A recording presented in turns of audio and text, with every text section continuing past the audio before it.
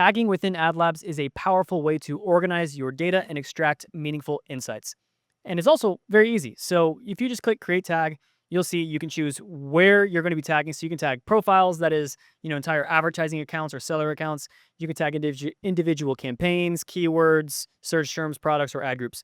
So we're going to just do a small test here with a campaign tag, but instead of creating it here, I'm actually just going to go over to the campaign optimizer because you can also create tags within any of these tabs. So let's say I'm going to separate between my brand defense campaigns versus my non-brand campaigns. So I can just come in here and use this tags function. Now, if I already had existing campaign tags, I could choose where that would apply to.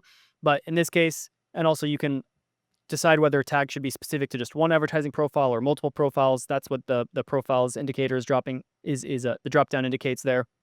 So this is going to be brand versus non-brand. We're only going to apply it to this one profile for now. So we'll do brand defense campaigns, and for defense, I like thinking green. And then for non-brand campaigns, and you could do another one if you have conquesting campaigns, whatever. And these ones will be in orange. So we can set up these tags. So I just created them, and now with my brand defense campaigns, I'm going to assign those all to the brand defense.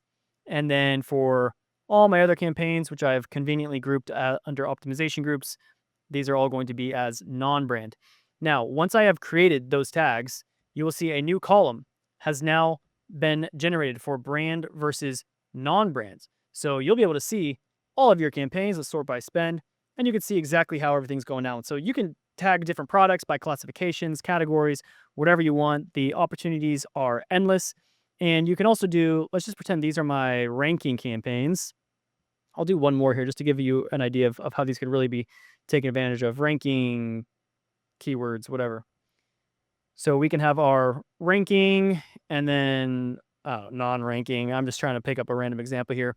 So we'll assign these as ranking, and then everything else is going to be non-ranking. So let's throw in this new column here as well. The reason why I say that is because if I wanted to look at my non-brand ranking campaigns, I can't have, so we call these tag values. So the top column, that is the tag category, whatever. We don't really have official terminology for it. But then within it, we have different values of the tags. Each campaign can only be assigned one value within a single column, but you can have unlimited columns. So this is really good for creating multiple layers of classifications. I've seen this a lot with merchandise brands where they want to tag, shirts versus shorts, and then they also want women versus men. And rather than just having one column that's like men's shirts, men's shorts, women's shorts, it's better to have those as two separate columns. That way, as you'll see here, I can pivot this out to see my brand, non-brand, brand versus non-brand. And then I can also do my ranking keywords and then see everything in here. Actually, I'm going to inverse these real quickly. And everything that's not currently tagged, we'll just say that these are like non-ranking campaigns. Of course, these are all kind of like made up or whatever.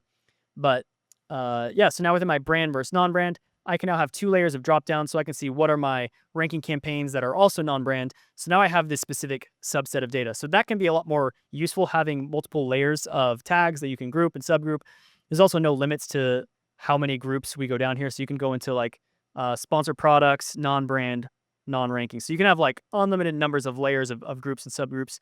But where these tags really come into play is in our custom dashboard. So in those dashboards, you're going to be able to actually begin to visualize this data. If you're having different product categories or campaign tactics or search terms that you're trying to report on, you'll be able to create beautiful pie charts, bar charts, whatever you can imagine, aggregating that data exactly as how you imagined it.